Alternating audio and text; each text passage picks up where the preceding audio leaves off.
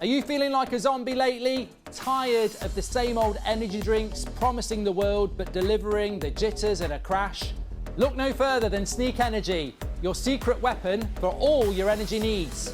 With all natural ingredients, Sneak will give you all the energy you need to boost through your day without feeling like a lab rat on caffeine. Don't believe us? Try it yourself and see what a difference it can make to your routine. So what are you waiting for? Hit the link in the description and pick up your Sneak starter pack today. Now enjoy the clip. Expected at 8 o'clock. The final bids went in from Sir Jim and from Al Thani. The Al Thani bid was just over £5 billion, and there wasn't really a lot to add from what we'd said at 8 o'clock. But there is a little bit we can add this morning. So Sky Sports News basically have the headline here.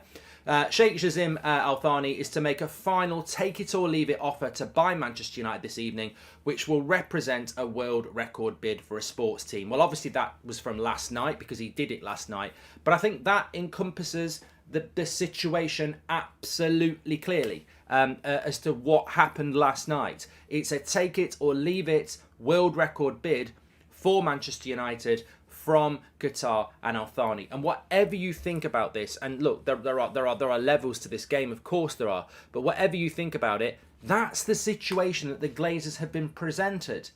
I don't think, on the eve of the protests, and please do tune in tonight at 7:30 till 9 o'clock on the Mark Goldbridge show on TalkSport, because that's a call-in show. I'm looking at the Premier League fixtures today and they're a little bit tame, so I'm thinking, let's get the calls in about the protest. Let's get the calls in about the Glazers. Let's get the calls in about the Full Sail. It's national radio. I'm the presenter. Let's use that platform to really get into this, because I think it's a real opportunity in light of what's happening tomorrow with the fantastic protests and what people are going to do online. Let's use that national radio platform tonight to really get, maybe both sides. Maybe people will phone in and say they want Sir Jim. I don't know, but let's get that debate going. It's a real big opportunity on national radio to do it. So don't forget that tonight. But look, what are the Glazers going to do next? Apparently, I think James Ducker from The Telegraph was saying that the Glazers will take the next few days to think about what they're going to do.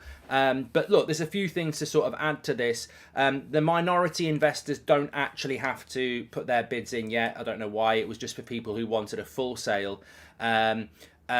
Interestingly, I'll come back to Lavia in a minute. The Qatari bid for Manchester United over $5 billion. This is coming in from the Times, but also didn't need to do this, but added into his bid a pledge to remove all debt and make considerable investment into the club's infrastructure. A clever move. One of you said this last night, and you're absolutely spot on. You said last night, why doesn't Al Thani break the NDA, the non-disclosure agreement, and just throw the Glazers under the bus?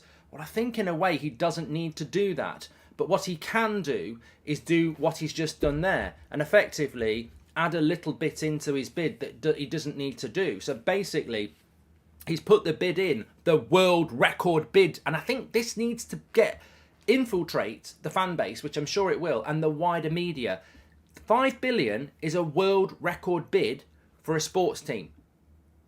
That's what we're dealing with here. I think people are getting negative and playing the Glazers game, and while they wanted six was a complete and utter piss take. The $6 billion was a joke. Nobody ever thought it was achievable, realistic, or right. That's just prats who think a hat trick is when Dean Henderson's wearing his cap, like I said last night. $6 billion for a football club. They don't even know how to run a football club. How do they know what it's worth? $5 billion is a world record for a sports team, certainly for a football team. That's the bid that's gone in, and we need to focus on the fact that if they turn this down, they're turning down a world record bid. But in relation to that bid, I think Al Thani's been quite clever, because he's also added in there, this is my bid, but I'm not keeping the debt like Sir Jim. This is my bid, and I will build a new stadium, and I will clear the debt, and I will give the manager the transfers that he wants, and I will put the infrastructure in.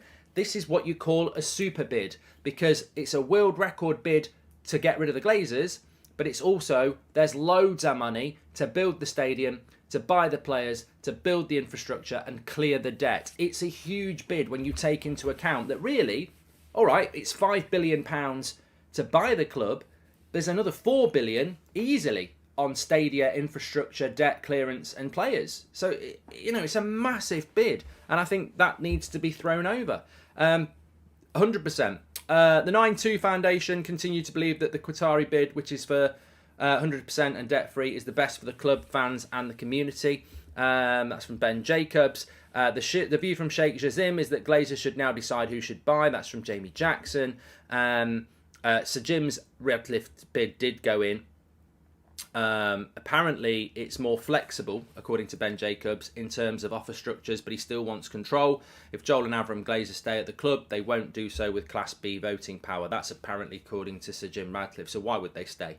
And Mike Keegan said, who's been very good in the Daily Mail around the sale, it was a significant and unprompted power play by Sheikh Jazim Al Thani to pledge further amounts of additional capital and a sum that would be spent on either redeveloping Old Trafford or building a new stadium, along with transforming Carrington. So a power play certainly there.